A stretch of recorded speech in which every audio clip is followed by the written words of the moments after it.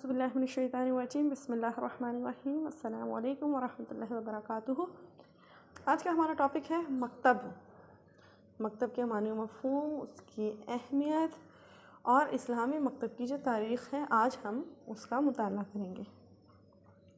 مکتب جو ہے وہ اس میں ظرف ہے، اس کے معنی ہے کتابت کے، یعنی لکھنے کے۔ مکتب اس جگہ کو کہا جاتا ہے جہاں لکھا اور پڑھا جاتا ہے۔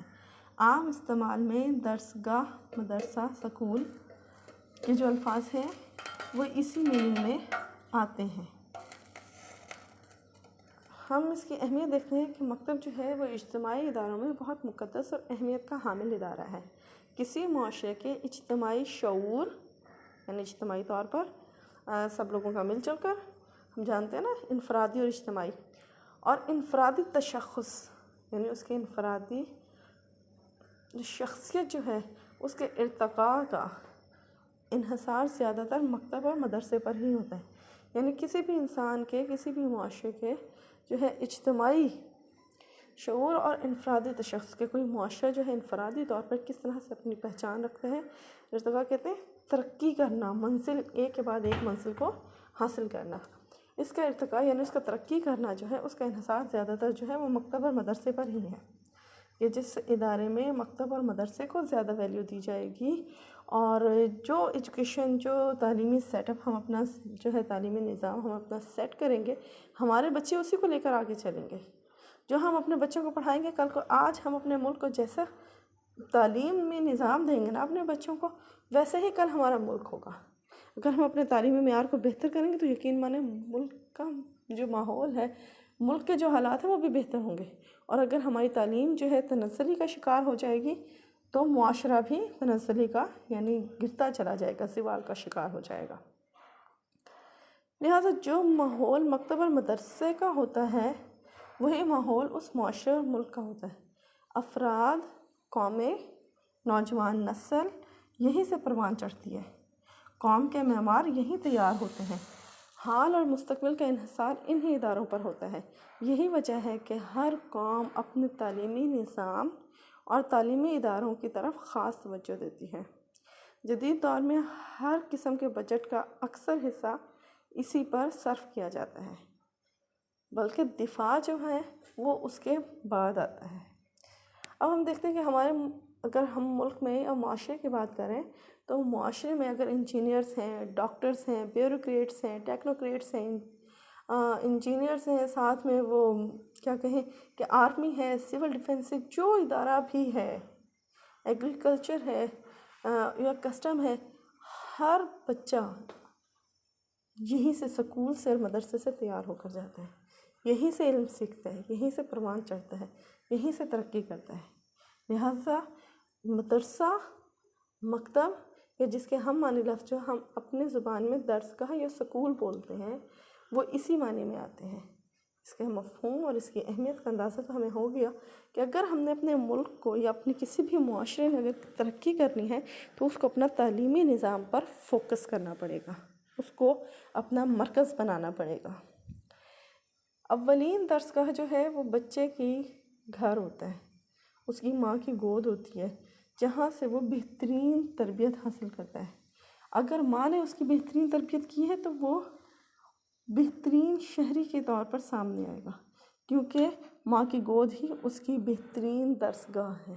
اس کا اولین مکتب یا اولین درسگاہ اس کی ماں کی گود ہے۔ اس کے بعد دوسرے نمبر پر جو ہے، ماں کے بعد جس کا سب سے زیادہ اثر بچہ قبول کرتا ہے وہ اس کا استاد ہوتا ہے۔ استاد کی باتیں بھی ماں بابا کی باتوں کی طرح، ماما بابا کے یا امی ابو کے یا والدین کے یا گھر کی باتوں کی طرح اس کے دل کے اوپر نقش ہو جاتی ہیں۔ ٹھیک ہے، تو یہی وہ باتیں ہیں جو اس کی اگلی زندگی کا تعین کرتی ہیں، اور اس کے لیے عمل جو ہے وہ انہی باتوں کے مطابق وہ کر رہا ہوتا ہے۔ لہٰذا یہی باتیں، یعنی استاد کی اور ماں، ان کی باتیں جو ہیں ان کے عمل کا حصہ بنتی جاتی ہیں۔ کل انہی کو لے کر وہ زندگی کے میدان میں آگے بڑھتا ہے، اور یہی چیزیں اس کے سیرت اور کردار کا حصہ بن جاتی ہیں۔ نبی کریم صلی اللہ علیہ وسلم نے اس طرف ابتدائی اسلام ہی سے توجہ دی۔ صفہ نامی مدرسے کی بنیاد یہاں رکھی۔ کثیر تعداد میں صحابہ کرام علم کی پیاس بجھاتے تھے۔ کیوں؟ استاد، پہلے ہے ماں، دوسرا ہے استاد۔ لہٰذا استاد نے کہا، نبی کریم صلی اللہ علیہ وسلم کی حیثیت کو ہم جانتے ہیں کہ آپ نے فرمایا انما بعثت معلما، مجھے معلم بنا کر بھیجا گیا ہے، مجھے استاد بنا کر بھیجا گیا ہے۔ معلم ہم جانتے ہیں اس کو کہا جاتا ہے جس سے علم سیکھا جاتا ہے، اور متعلم اس کو کہتے ہیں جو علم سیکھ رہا ہوتا ہے، اور تعلیم اس پروسیجر کا نام ہے۔ لہٰذا رسول اللہ صلی اللہ علیہ وسلم چونکہ معلم تھے، آپ نے صفہ نامی مدرسے کی بنیاد رکھی، جہاں پر کہ کثیر تعداد میں صحابہ کرام جو تھے وہ ہر لمحہ موجود رہتے تھے اور اپنے علم کی پیاس کو بجھاتے تھے۔ اسلام کی شمع سے یہ جگہ ہر وقت منور رہتی، طالب علم ہر حال میں شاکر اور صابر رہتے۔ حضور اکرم صلی اللہ علیہ وسلم کو ان کا ہر وقت خیال رہتا تھا، آپ ان کی مسلسل دیکھ بھال کرتے تھے، ان کی فکر جو ہے وہ آپ صلی اللہ علیہ وسلم کو ہر لمحہ دامنگیر رہتی تھی۔ ان کے کھانے پینے اور ضروریات زندگی کا تعلق براہ راست آپ صلی اللہ علیہ وسلم کی نگرانی میں ہوتا تھا۔ یہی وہ مقام ہے جہاں سے اساتذہ حفاظ کی روانگی ہوتی، جس جگہ سے دین کی دعوت کا پیغام آتا، تو آپ صلی اللہ علیہ وسلم اسی مدرسے سے تیار شدہ اساتذہ دین کو خدمت کے لیے، دین کی خدمت کے لیے روانہ کرتے، اور بعض ظالم لوگ ان اساتذہ کو لے جا کر شہید تک کر دیتے تھے۔ اس طرح ان اساتذہ کی جانی قربانیاں بھی اسلامی تاریخ میں سنہری حرفوں سے لکھی گئی ہیں۔ آج بھی قومیں اپنے مادر علمی کا نام لے کر فخر کرتی ہیں۔ مدرسہ نظامیہ جامع قرطبہ، جامع الازہر، دارالعلوم دیوبند، ندوۃ العلماء لکھنؤ، جامع ملیہ دہلی، جامع عثمانیہ حیدرآباد اور جامع رضویہ مظہر الاسلام بریلی کے ناموں سے کون واقف نہیں ہے، اور ان کے خدمات کا کون انکار کر سکتا ہے۔ یہ وہ ادارے ہیں بڑے بڑے جو مسلمانوں نے قائم کیے تھے علم کی تحصیل کے لیے۔ اس کے بعد ہم دیکھتے ہیں کہ اسلامی مکتب کی جو تاریخ ہے وہ کہاں سے شروع ہوتی ہے۔ اسلامی مکتب کی تاریخ جو ہے وہ مسجد سے شروع ہوتی ہے۔ مسجد چونکہ نبی کریم صلی اللہ علیہ وسلم نے سب سے پہلی مسجد جو تھی وہ قباء میں تعمیر کی، اور اس کے بعد ہم دیکھتے ہیں مدینہ پہنچ کر آپ نے مسجد نبوی کی سب سے پہلے بنیاد اگر کسی چیز کی رکھی تو وہ مسجد کی تھی۔ یہ عبادت گاہ، تعلیم گاہ بھی تھی، یہاں درس و تدریس کی محفلیں بھی لگتی تھیں۔ ہم دیکھتے ہیں اسلامی تاریخ میں مکتب کی ابتدا جو ہے وہ مسجد نبوی سے ہوتی ہے۔ مسجد نبوی کی تعمیر کے ساتھ ہی داہنے ہاتھ پر ایک چبوترا صفہ نامی بھی بنایا گیا تھا۔ یہ ایک اقامتی مدرسہ تھا، یعنی اقامتی مدرسہ ایسا مدرسہ جہاں پر کہ طلباء رہائش بھی رکھتے تھے، اقامت بھی رکھتے تھے، کہ وہ طلباء یہیں پڑھتے اور قیام بھی یہیں رکھتے تھے۔ چند روز یہاں قیام کر کے دین کی تعلیم حاصل کر کے یہ واپس اپنے گھروں میں چلے جاتے تھے۔ اس مدرسے کے نصاب تعلیم میں قرآن مجید کی تعلیم بھی شامل تھی۔ قرآن مجید حفظ کرنا، اس کو تجوید کے ساتھ پڑھنا، نماز اور فقہ کے مسائل سیکھنا ان کا نصاب ہوتا تھا، اور احادیث سے جو ہے کہا جائے کہ استفادہ کرنا۔ رسول اللہ چونکہ موجود تھے، آپ صلی اللہ علیہ وسلم سے باقاعدہ طور پر آپ ان سے جو ہے صحابہ کرام جو ہیں وہ آپ سے علم سیکھتے تھے، فقہ مسائل سیکھتے تھے، نماز پڑھنا سیکھتے تھے، اور فقہ مسائل میں تمام مسائل آتے تھے، نماز کے، روزے کے، زکوٰۃ کے، عائلی زندگی کے، معاشی زندگی کے، معاشرتی زندگی کے، سیاسی زندگی کے، امن کے، جنگ کے، صلح کے، معاہدات کے، ہر طرح کے جو تھے فقہ مسائل وہ سیکھے جاتے تھے، یہ ان کا نصاب ہوتا تھا۔ اس کے بعد ہم دیکھتے ہیں دوسری جو ہے وہ مسجد ثنا ہے۔ مسجد نبوی مدینہ کے بعد اسلام کی دوسری مسجد ثنا یعنی یمن میں قائم ہوئی، جہاں سے درس و تدریس کا باقاعدہ سلسلہ جاری ہوا۔ حضرت معاذ بن جبل ایک عرصے تک اس درس گاہ کی خدمت کرتے رہے۔ اموی دور میں ولید بن عبد الملک نے اس مسجد کی عالی شان پیمانے پر تعمیر کرائی۔ مسجد ثنا جو ہے یہ یمن میں تعمیر ہوئی۔ یہاں پر حضرت معاذ بن جبل کو نبی کریم صلی اللہ علیہ وسلم نے اپنا گورنر بنا کر بھیجا تھا۔ وہاں معاذ بن جبل نے جا کر یمن میں مسجد ثنا کے نام سے ایک مسجد تعمیر کی، اور وہاں سے بھی باقاعدہ درس و تدریس کا جو سلسلہ تھا وہ جاری ہوا۔ عربوں کی علمی ترقی کا آغاز جو ہے اس کے حوالے سے پروفیسر محمد سلیم لکھتے ہیں کہ جس ملک میں پہلے کل 17-18 خواندہ افراد تھے، یعنی ٹوٹل 17 یا 18 لوگ ایسے تھے جو لکھنا پڑھنا جانتے تھے۔ ہم جانتے ہیں نبوت جس وقت نازل ہونا شروع ہوئی، قرآن جس وقت نازل ہونا شروع ہوئی، نبوت کے آغاز جب ہوا، تو اس وقت پورے مکہ شہر میں، پورے عرب میں کل 17 یا 18 لوگ ایسے تھے جو لکھنا پڑھنا جانتے تھے۔ باقیوں میں سے کسی کو بھی لکھنے پڑھنے کا کوئی شعور اور ادراک نہیں تھا۔ ساری آبادی جو تھی وہ ناخواندگی کا شکار تھی، یعنی ان پڑھ لوگ تھے، جاہل لوگ تھے، شعور سے بالا تر تھے۔ ان کو شعور کا پتہ ہی نہیں تھا کہ فہم و فراست اور شعور اور زندگی بھی کوئی چیز ہوتی ہے۔ اور وہاں جہاں پر کہ کل 17 یا 18 لوگ پڑھے لکھے تھے، وہاں عام خواندگی کا، یعنی ہجرت کے تک تقریباً 13 سال بنتے ہیں، 13، اور سورہ بقرہ جو نازل ہوئی وہ سن 2 ہجری میں، یعنی تقریباً 14 برس میں۔ وہاں پر تعلیم کا معیار اتنا آپ صلی اللہ علیہ وسلم نے انکریز کیا، تعلیم کی وجہ سے آپ نے اتنا ان کی تربیت کی، ان کو لکھنے پڑھنے کی طرف مائل کیا کہ ہجرت کے دوسرے ہی سال اللہ رب العالمین نے یہ حکم نازل کیا کہ معاملہ چھوٹا ہو یا بڑا، میعاد کی تعین کے ساتھ دستاویزات لکھنے میں تساہل نہ کرو، یعنی سستی سے کام نہ لو۔ یعنی معاملہ چھوٹا ہی ہو یا بڑا، قرض کا یا لین دین کا جو بھی معاملہ ہو، اس کو فوراً لکھ لیا کرو۔ لکھیں گے کیسے؟ جب لکھنا پڑھنا آتا ہوگا تو۔ یعنی سن 2 ہجری میں یہ حکم نازل ہو رہا ہے، نبوت کو آئے ہوئے تقریباً 13 یا 14 برس ہوئے ہیں۔ اس وقت جب نبوت کا آغاز ہوا، کل 17 یا 18 لوگ پڑھے لکھے تھے، اور 14 برس کی محنت شاقہ کے بعد آپ صلی اللہ علیہ وسلم کے اس محنت سے عام خواندگی جو کہ بالکل ناخواندگی کا شکار تھی، ان کا تقریباً 70 سے 80% حصہ ایسا تھا جو تعلیم کو جانتا تھا، پڑھنا لکھنا جانتا تھا۔ تبھی اللہ نے یہ حکم نازل کیا کہ معاملہ چھوٹا ہو یا بڑا، اس کے میعاد کے تعین کے ساتھ اس کو لکھ لیا کرو، اور اس کو لکھنے میں سستی نہ کرو۔ یعنی لکھنا پڑھنا جو ہے وہ اس کا حکم دیا گیا، اور وہ اس حد تک ان کا جو معیار زندگی ہے وہ بہتر ہو گیا تھا علم سے۔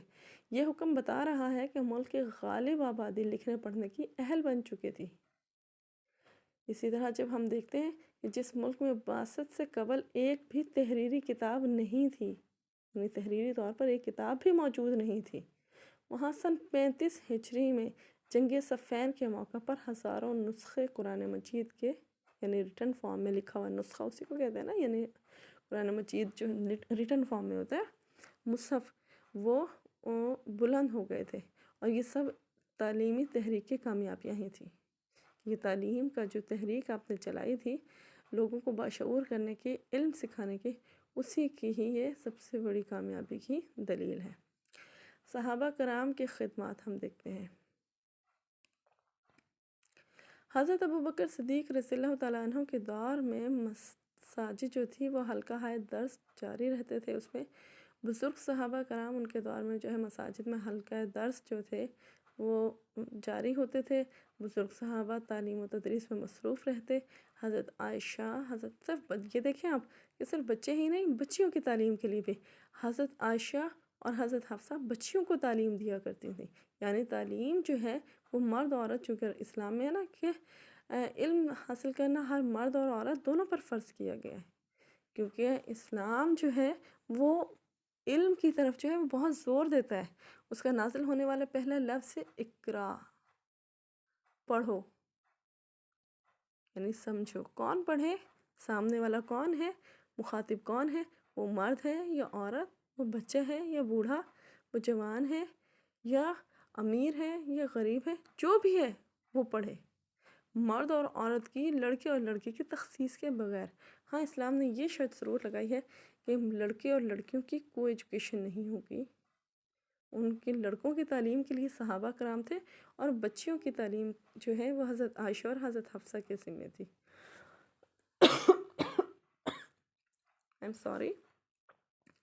حضرت عمر نے دیہات اور شہروں میں مکاتب اور مدارس کا جال بچھا دیا تھا، نگرانی کے لیے گشتی معلمین مقرر کیے گئے تھے، یہاں تک کہ بدوؤں کی، یعنی بدو کہتے ہیں صحرا نشینوں کو، جس طرح ہم گاؤں دیہات کے دیہاتی لوگ کہتے ہیں نا، اس طرح عربی زبان میں بدو کہا جاتا ہے۔ ان کی جو گاؤں دیہاتوں میں رہنے والے لوگ ہیں، ان کی تعلیم کے لیے ابو سفیان کو چند افراد کے ساتھ مقرر کیا گیا جو دیہات میں اسی کام کے لیے گشت کرتے تھے۔ گشتی معلم یعنی چکر لگاتے تھے، وہاں جاتے تھے، تعلیم دیتے تھے۔ عورتوں کی تعلیم کا الگ انتظام ہوتا تھا۔ مدینہ منورہ میں ہم دیکھتے ہیں امہات المومنین حضرت عائشہ رضی اللہ تعالیٰ عنہا اور حضرت حفصہ رضی اللہ تعالیٰ عنہا کے مکاتب چل رہے تھے، ان کے باقاعدہ ادارے تھے، انہوں نے اپنے سکول یا جس کو کہا جائے مکتب قائم کیے ہوئے تھے۔ حضرت عمر نے اساتذہ کی بیت المال سے باقاعدہ تنخواہیں مقرر کی تھی۔ عام استادوں کی ماہانہ تنخواہ 15 درہم ماہانہ، اور قرآن مجید کے طالب علموں کے لیے انہوں نے وظیفہ مقرر کیا تھا، ان کو 5 درہم ماہانہ وظیفہ ملتا تھا۔ مرکزی مدارس کے نام یہ ہے حرم مکہ، حرم جو ہے مکہ، مسجد الحرام جو ہے وہ مکہ مکرمہ میں، مسجد نبوی مدینہ منورہ میں، جامع مسجد بصرہ، جامع مسجد کوفہ، جامع مسجد دمشق، جامع مسجد حمص، جامع مسجد فسطاط مصر۔ یہ جامع مساجد جو تھیں یہ باقاعدہ طور پر مدارس کا بھی کام کرتی تھیں۔ حضرت عثمان رضی اللہ تعالیٰ عنہ نے قرآن حکیم کو قریش کی قرت پر جمع کرا دیا اور اس کی نقلیں کرا کر عالم اسلام میں پھیلا دیں۔ اس طرح قرآن مجید کی مستند رسم الخط شائع ہو گئی کہ اس کو کس طرح سے لکھا جائے گا۔ حضرت عثمان اور حضرت علی رضی اللہ تعالیٰ عنہما کا دور باہمی خانہ جنگی کا دور تھا، مگر تعلیمی تحریک بدستور جاری رہی۔ دیار و امصار کی مساجد میں، یعنی گھر اور امصار مصر کی جمع یعنی شہروں کی مساجد میں حسب سابقہ درس و تدریس کی محفلیں جمی رہتی تھیں ہر لمحہ۔ اس کے بعد ہم دیکھتے ہیں صحابہ کرام کے دور کے بعد دور بنو امیہ آتا ہے، اور یہ بھی علم و ادب کی ترقی کا دور ہے۔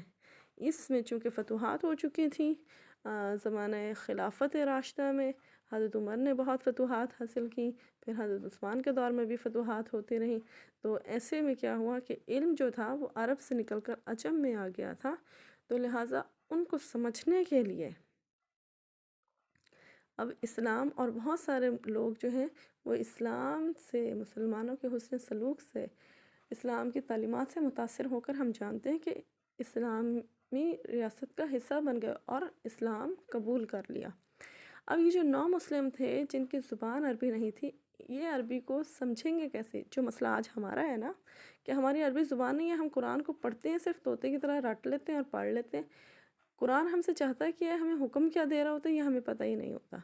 اسی طرح وہ دور بھی ایسا تھا کہ عرب کی جو زبان تھی عربی، تو فتوحات کے بعد اسلام جو ہے وہ عرب سے نکل کر عجم کی طرف آ گیا تھا، یعنی عجمی قومیں جن کی زبان عربی نہیں تھی، لہٰذا ان تک دین کو پہنچانے کے لیے جو کوششیں کی گئیں ان میں ہم دیکھتے ہیں تفسیر کا علم، کہ صحابہ کرام جو اس وقت زندہ تھے اور جن کے مکاتب موجود تھے، مساجد موجود تھی، معلمین موجود تھے، وہ ایسے نو مسلم لوگوں کو سمجھانے کے لیے تفسیر کا کام لیتے تھے، تفسیر سے کام لیتے تھے۔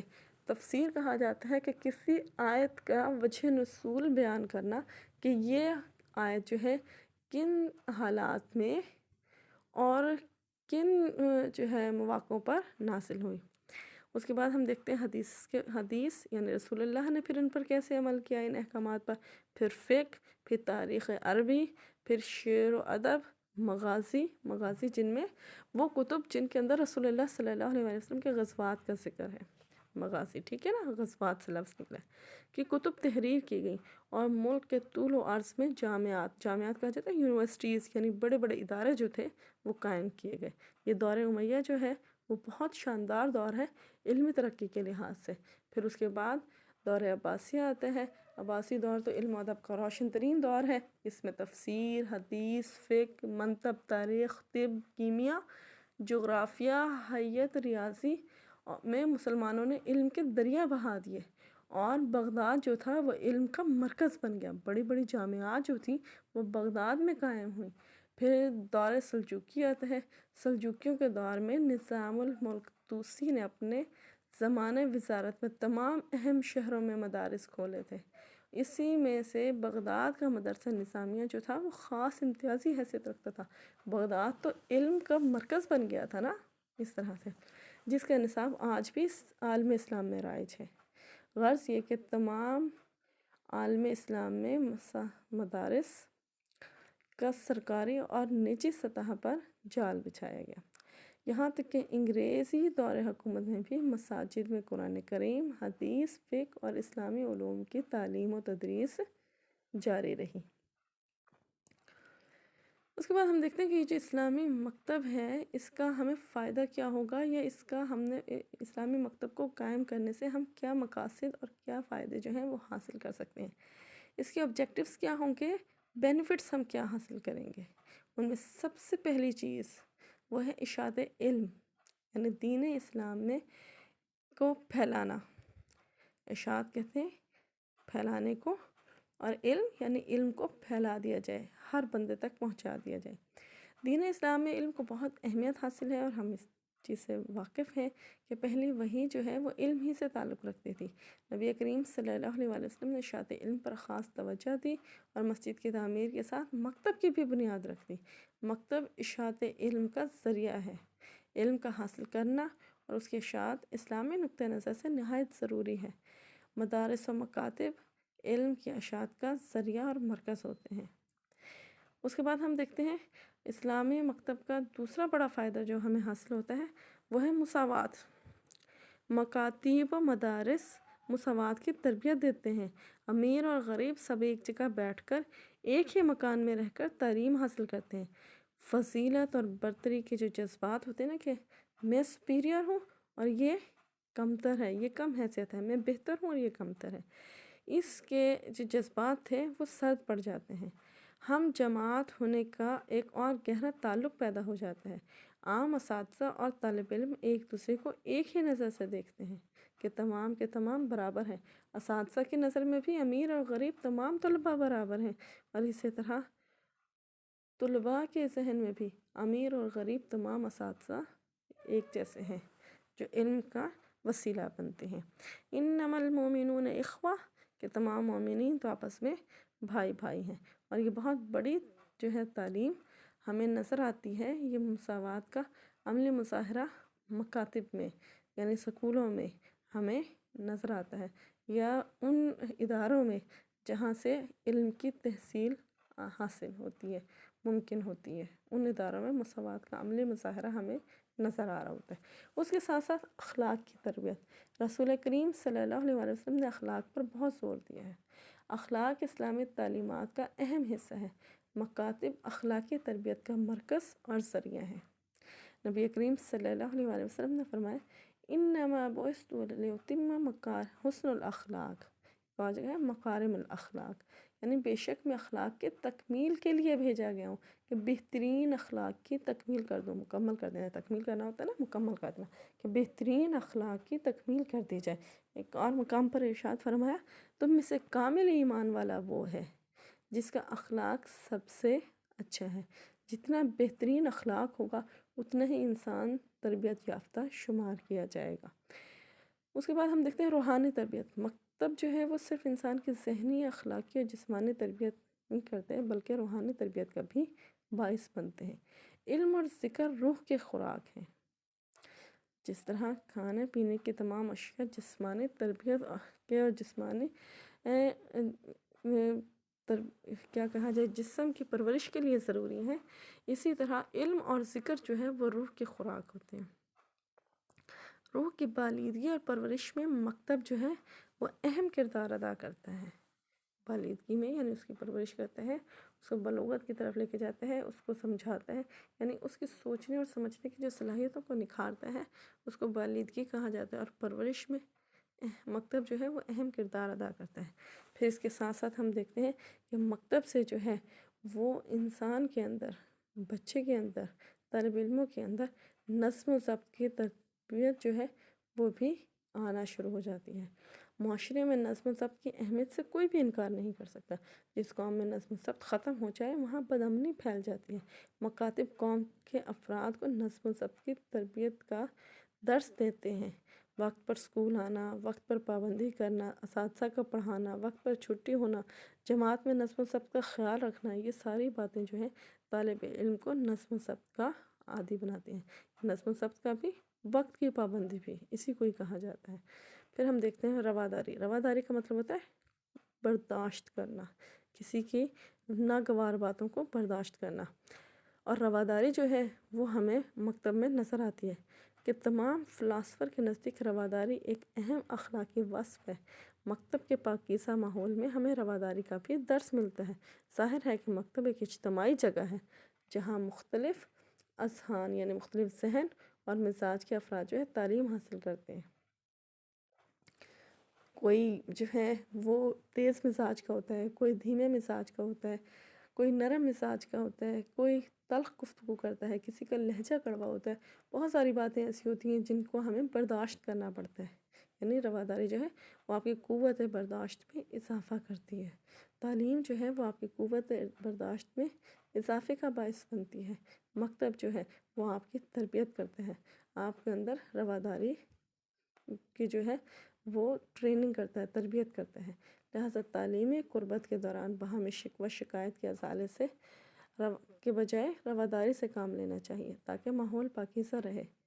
لوگ ایک دوسرے کی بہت ساری باتوں کو برداشت کر رہے ہوتے ہیں، اور یوں مسلسل رواداری پر عمل کرنے سے انسان اس کا خوگر ہو جاتا ہے۔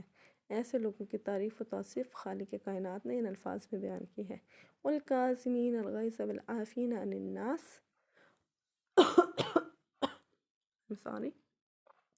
اور مومن غصے کو پی جانے والے اور لوگوں کے قصور معاف کر دینے والے ہوتے ہیں۔ یہ آج کا ہمارا ٹاپک تھا بیٹا کہ تعلیم کسے کہتے ہیں، مکتب کس کو کہتے ہیں، مکتب کی تاریخ کیا ہے، اور مکتب سے ہمیں کیا فوائد حاصل ہوتے ہیں۔